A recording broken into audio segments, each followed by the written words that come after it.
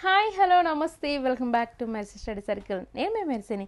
ఈరోజు చెప్పుకోబోయే టాపిక్ ఏంటంటే స్వాతంత్ర్యానికి పూర్వపు విద్యా విధానం, వివిధ కమిటీలకు సంబంధించిన లాస్ట్ కమిటీల అబార్ట్ వుడ్ నివేదిక, అలాగే జాతీయ విద్యా ఉద్యమం, బేసిక్ విద్యా విధానం, సార్జెంట్ ప్రణాళిక. టోటల్గా 50+ బిట్స్ అయితే ఇవ్వడం జరిగింది. 50+ బిట్స్ అంటే ఈక్వల్ టు 100 బిట్స్కి సమానం అనమాట. అన్నీ ఇంక్లూడ్ చేసి ఈ వీడియోలో ఇవ్వడం జరిగింది. ఎక్కువ పేజెస్ క్వశ్చన్స్ వైజ్గా మీకు తీసినట్లయితే ఎక్కువ పేజెస్ ఉంటుంది. మీకు ప్రింట్ తీసుకోవడానికి ఎక్కువ అమౌంట్ పడుతుందని చెప్పి కుదించి ఇవ్వడం జరిగింది. బిట్ అయితే ఎక్కడా మిస్ చేయలేదు. మీరు ఆల్రెడీ కంటెంట్ సంబంధించిన బిట్స్ చూసారు, పేజ్ నెంబర్స్తో ఇవ్వటం. సో అలాగే పర్స్పెక్టివ్ ఎడ్యుకేషన్ కూడా మీకు పేజ్ నెంబర్స్తో సహా మిగతా బుక్ల నుంచి, అలాగే text books, academy text books నుంచి కూడా బిట్టి మిస్ చేయకుండా అయితే ఇవ్వడం జరిగింది. ఎక్కడ స్కిప్ చేయకుండా ఎండ్ వరకు చూసేయండి. అలాగే మన ఛానల్ మీకు యూజ్ అనిపిస్తే ఖచ్చితంగా మీ అమూల్యమైన సబ్స్క్రైబ్తో నాకు సపోర్ట్ చేయండి ఫ్రెండ్స్. ఈ వీడియోకి ఇంకా లైక్ చేయలేదా? ప్లీజ్ లైక్ చేసేయండి ఫ్రెండ్స్. లేట్ చేయకుండా టాపిక్లోకి అయితే వెళ్ళిపోదామా. ఈ కాలాన్ని భారతీయ విద్యా చరిత్రలో a decade of provincial autonomy అని వ్యవహరిస్తారు. 1937 to 1947, 1937 నుంచి 1947. ఈ కాలంలో చెప్పుకోదగ్గ పరిణామం వార్తా పద్ధతి ఒకటే. వార్తా విద్యా విధానానికి మరొక పేరు బేసిక్ విద్యా విధానం. బేసిక్ విద్యా విధానకర్త గాంధీజీ గారు.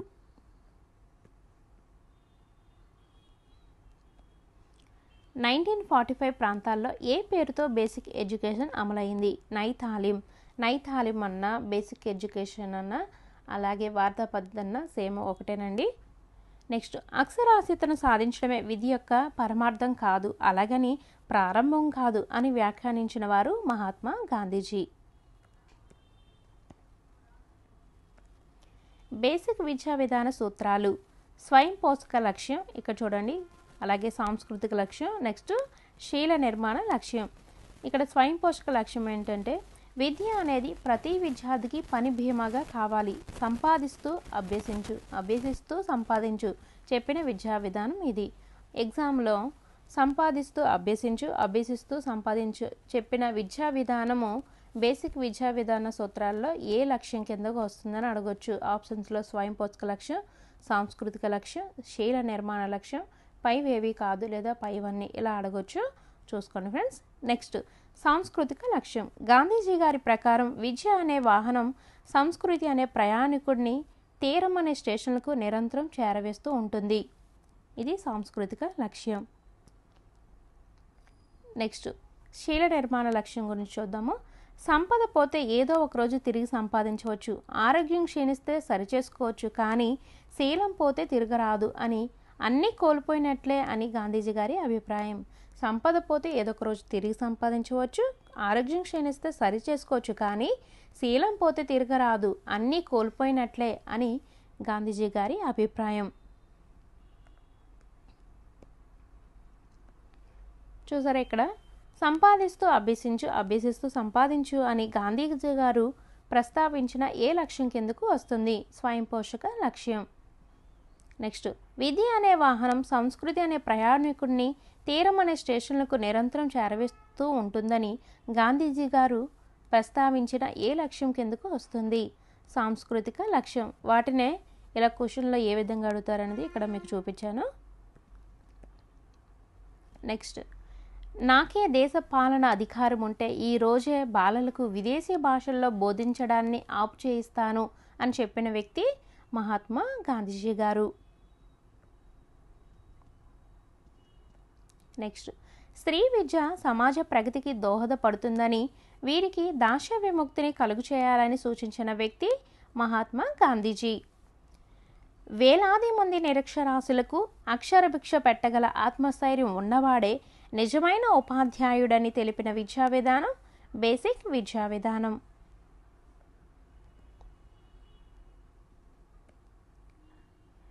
వీరి ప్రకారం క్రమశిక్షణ అంటే ఎవరికి వారు ఏర్పరచుకోవాల్సిందే.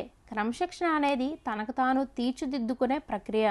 ఇలా ఎవరు చెప్పారంటే మహాత్మా గాంధీజీ. ఈయన ప్రకారం క్రమశిక్షణ అంటే ఎవరికి వారు ఏర్పరచుకోవాల్సిందే. నెక్స్ట్, అబార్ట్ వుడ్ కమిటీ ఏర్పడిన సంవత్సరం 1937. అబార్ట్ వుడ్ నివేదికలో ముఖ్యాంశము, ఎగ్జామ్లో ముఖ్యాంశం కానిది ఏంటని అడిగాను, చూసుకోండి. ఉపాధ్యాయ విద్య శిక్షణ 2 సంవత్సరాలు ఉండాలి. మహిళా ఉపాధ్యాయుల నియామకం, శిశు విద్యకు ప్రాధాన్యం ఇవ్వాలి, కృత్యాల ద్వారా బోధించాలి. ఇవన్నీ అబార్ట్ వుడ్ యొక్క నివేదికలోని ముఖ్యాంశాలు. నెక్స్ట్, బాలికల విద్యపై నిర్లక్ష్యం ఉందని, వీరి విద్య పట్ల ప్రత్యేక శ్రద్ధ చూపించాలని సూచించిన కమిటీ అబార్ట్ వుడ్ నివేదిక.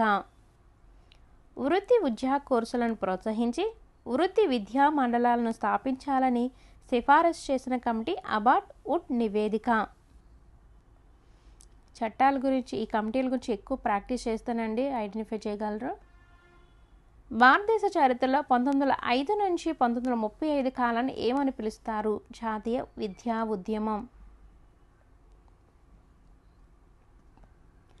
జాతీయ విద్యా ఉద్యమంకి ప్రధాన కారణం ఏంటంటే లార్డ్ కర్జన్ తీసుకొచ్చిన విద్యా మార్పులే జాతీయ విద్యా ఉద్యమంకి ప్రధాన కారణాలు. అయితే ఈ జాతీయ విద్యా ఉద్యమ దశలు ఏంటో చూద్దామండి. ఈ ఉద్యమాన్ని 3 దశలుగా పేర్కొనవచ్చు. మొదటి దశ 1905 నుంచి 1910, రెండవ దశ 1911 నుంచి 1922, మూడవ దశ 1930 నుంచి 38. మీకు ఎగ్జామ్లో ఏ దశ ఎప్పటి నుంచి అని అడగొచ్చు, లేదా ఏ దశలో ఏ అంశాలు ఉన్నాయనేది అడగొచ్చు, లేదా మొదటి దశ ఏ సంవత్సరం నుంచి ఎంతవరకు అని కూడా అడగొచ్చు. ఈ విద్య మాకొద్దు అనే ఆవేశ భావనతో మాత్రమే ప్రారంభమైన ఉద్యమ దశ మొదటి దశ. ఇది స్వదేశీ ఉద్యమంతో మొదలైంది. ఇది బెంగాల్కి పరిమితమైనప్పటికీ మహారాష్ట్ర, పంజాబ్లలో కూడా ప్రాకింది. ఏ దశలో మౌంట్ ఫోర్ట్ తెచ్చిన వివాహ చట్టం జాతీయ భావాలను రేకెత్తింపచేసింది? రెండవ దశ. గాంధీ గారి నాయకత్వంలో నడిచిన దశ రెండవ దశ. అహింస సిద్ధాంతం సహాయ నిరాకరణ ఉద్యమాన్ని ప్రభావితం చేశాయి.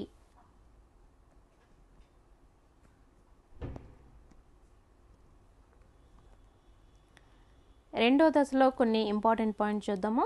ఈ ఉద్యమానికి హిందువులు, ముస్లింలు కలిసి పాల్గొనడం ఊపిరినిచ్చింది. శ్రీమతి అన్బిసెంట్, లాలా లజపతిరాయ్, గోపాలకృష్ణ గోఖలే వంటి వారు సూచించిన జాతీయ విద్యా విధాన సిద్ధాంతాలు ప్రజలను ఆకర్షించాయి. ఉద్యమ దశల్లో 1923 నుంచి 29 వరకు గల కాలం నిశ్శబ్ద కాలం. చాలా ఇంపార్టెంట్ క్వశ్చన్. నెక్స్ట్, గాంధీ గారు శాసనోల్లంఘన ఉద్యమం ఎప్పుడు ప్రారంభించారు? 1930. ఈ ఉద్యమంతో 3వ దశ ఆరంభమైంది. ఈ దశలో భారతీయులకు కావలసిన విద్యా విధానం ప్రణాళికలు రూపొందించడం జరిగింది.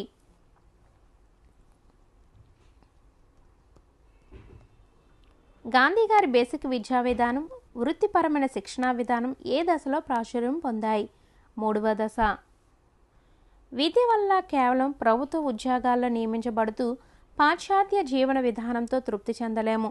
విద్య శాస్త్రీయపరంగా ఉండాలని, మానవతా విలువలు, ఆధ్యాత్మిక విలువలు పెంపొందించేలా విద్యాభ్యాసం కొనసాగించాలని అభిప్రాయపడినవారు సర్వేపల్లి రాధాకృష్ణన్. ఈనాటి ప్రాథమిక విద్యా విధానం వృధాయే కాకుండా హానికరమైనది కూడా అని వ్యాఖ్యానించిన వారు మహాత్మా గాంధీజీ. చాలామంది విద్యార్థులు పిల్లల దురలవాటులు, అవసరం లేని నగర ప్రాంత పద్ధతులు అలవర్చుకొని విద్యకు పనికిరాని విషయాలన్నీ నేర్చుకుంటున్నారు అని ఈయన తెలిపారు. జాతీయ విద్యా ఉద్యమం విఫలం కావడానికి ప్రధాన కారణాలు: ఆవేశపూరితంగా ప్రత్యేక లక్ష్యాలు లేకుండా ప్రారంభం కావడం, రాజకీయ ఒడిదుడుకులు, ముస్లింలు సహకరించకపోవడం, భారతీయులనే ఉన్నత పదవుల్లో నియమించడం, విద్యను భారతీయ మంత్రులకు అప్పగించడం.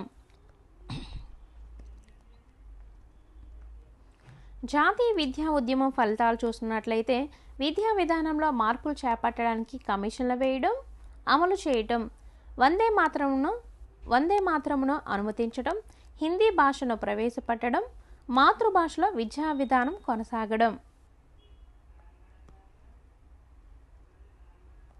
నెక్స్ట్, సార్జెంట్ కమిషన్ కేంద్ర సలహా మండలి కేబ్ను ఏర్పాటు చేసిన సంవత్సరం 1944. ఇది ఎలా గుర్తుపెట్టుకుంటారంటే ఇక్కడ చూడండి, కేబ్ అనేది ఎన్ని లెటర్స్? 4 లెటర్స్. సో 4 డబుల్ అంటే 2 టైమ్స్ వస్తుంది. అలా గుర్తుపెట్టుకోండి, ఎందుకంటే చాలా ఇయర్స్ ఉన్నాయి కదా. నెక్స్ట్ 1944లో కేంద్ర విద్యా సలహా బోర్డు భారతదేశ విద్యాభివృద్ధికి ఒక ప్రణాళికను తయారు చేయమని ఎవరికి సూచించినది? Sergeant committee.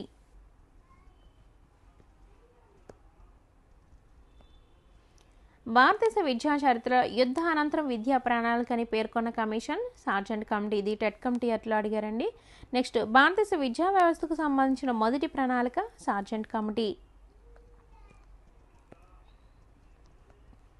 సార్జెంట్ నివేదికలో ముఖ్య అంశము 3 నుంచి 6 సంవత్సరాల మధ్య ఉన్న పిల్లలకు ప్రీ ప్రైమరీ విద్యను అందించాలి. 6 నుంచి 14 సంవత్సరాల బాలలకు ఉచిత ప్రాథమిక విద్యను కల్పించాలి.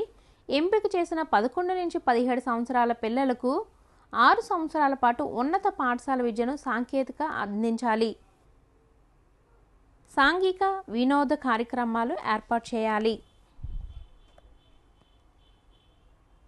నెక్స్ట్ 11 నుంచి 17 సంవత్సరాల వయసు వారి ప్రాచ్య ప్రణాళిక 2 రకాలుగా ఉంటుంది. ఒకటి సాధారణ ఉన్నత పాఠశాలలు, 2 వృత్తి విద్య ఉన్నత పాఠశాలలు.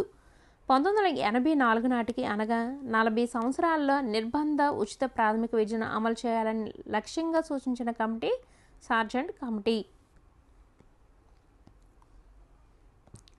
సార్జెంట్ నివేదికలో ముఖ్య అంశము ఉపాధ్యాయ శిక్షణ కార్యక్రమాలను రూపొందించాలి. ఉపాధ్యాయ సలహాల సంస్థలు ఏర్పాటు చేయాలి. హయ్యర్ సెకండరీ విద్య తర్వాత 3 సంవత్సరాల కాలం డిగ్రీ విద్య ఉండాలి. నెక్స్ట్ పూర్వ ప్రాథమిక విద్యను మొదటి సూచించిన కమిటీ లేదా కమిషన్ సార్జెంట్ కమిటీ. టెట్ కమిటీ అటిలో అడిగారండి.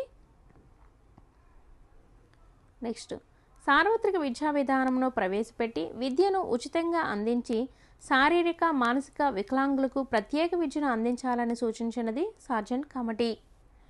విద్యలో సాంకేతిక వాణిజ్య సంబంధమైన కోర్సులను ప్రవేశపెట్టాలని పేర్కొన్నది sergeant committee.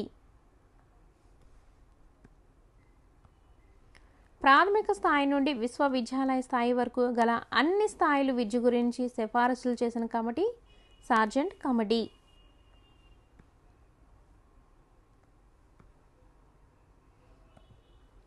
Pre basic junior basic పాఠశాలలో విద్యార్థి ఉపాధ్యాయుల నిష్పత్తి 30:1, సీనియర్ బేసిక్ స్థాయిలో విద్యార్థి ఉపాధ్యాయుల నిష్పత్తి 20:1 ఉండాలని సూచించిన కమిటీ సార్జెంట్ కమిటీ. సార్జెంట్ నివేదికలో ముఖ్య అంశము ఇంటర్మీడియట్ను రద్దు చేయాలి. అంగవైకల్యం గల విద్యార్థులకు ప్రత్యేక పాఠశాల స్థాపించాలి. సాంకేతిక వృత్తి విద్యా విషయాల బోధనకు పార్ట్ టైం ఫుల్ టైం పాఠశాలలు ప్రారంభించాలి. నెక్స్ట్ 11వ తరగతి హై స్కూల్లోను 12వ తరగతి PUC ప్రీ యూనివర్సిటీ కోర్సుగా కళాశాలలోనూ ఉండాలి అని సూచించింది.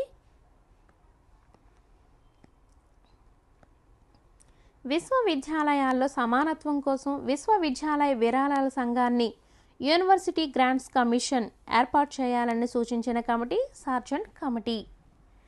ఢిల్లీలో అఖిల భారత సాంకేతిక విద్యా మండలి ఈ కమిటీ సిఫారసుల వల్ల ఏర్పడింది సార్జెంట్ కమిటీ.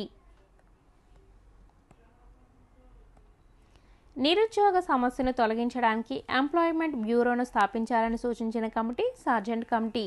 నిరక్షరాస్యత నిర్మూలించడం కోసం గ్రంథాలయాలను స్థాపించాలని సూచించింది. నెక్స్ట్ దీనితో భారతదేశంలో బ్రిటిష్ విద్యకు ప్రత్యక్ష పాత్ర ముగిసింది. సార్జెంట్ నివేదికతో భారతదేశంలో బ్రిటిష్ విద్యకు ప్రత్యక్ష పాత్ర ముగిసింది. బ్రిటిష్ పాలనా కాలంలో అన్ని స్థాయిలలో అంటే ప్రాథమిక నుండి విశ్వవిద్యాలయ విద్య గురించి విస్తృత నివేదిక ఇచ్చిన కమిటీ సార్జెంట్ కమిటీ. సో ఇది టీచర్స్ టోటల్గా 50+ బిట్స్ అయితే ఇవ్వడం జరిగింది, ఈక్వల్ టు 100 బిట్స్. సో ఎక్కడ స్కిప్ చేయకుండా చూసారని అనుకుంటున్నాను. అయితే ఇవి చాలా చాలా ఇంపార్టెంట్ బిట్స్. మీరు వీలైతే నోట్బుక్లో రాసుకోండి. మీకు అంత టైం లేకపోతే PDF రూపంలో మన వాట్సాప్ గ్రూప్లో అందించడం జరుగుతుంది. నేను రాస్తే కూడా మళ్ళీ నా రైటింగ్ కూడా కొంతమందికి అర్థం అవ్వచ్చు, అర్థం కాకపోవచ్చు. అందుకనే టైపింగ్ చేసి మీకు PDF రూపంలో ఇస్తున్నానంటే దాని వెనకాతల ఎంత కష్టం ఉందో మీరు ఆలోచించాలి. సో ప్లీజ్ సపోర్ట్ చేయండి ఫ్రెండ్స్. మీరు చేసే సపోర్ట్ ద్వారా ఇంకా వీడియోస్ చేయాలని ఎక్కువ తపన ఉంటుంది. అలాగే మీకు ఎక్కువ PDFs ఇవ్వడానికి కూడా నాకు ఇంట్రెస్ట్ ఉంటుంది. సో ప్లీజ్ సపోర్ట్ చేయండి ఫ్రెండ్స్. మరిన్ని అప్డేట్స్ కోసం మన ఛానల్ చూస్తూ ఉండండి. Thank you for watching.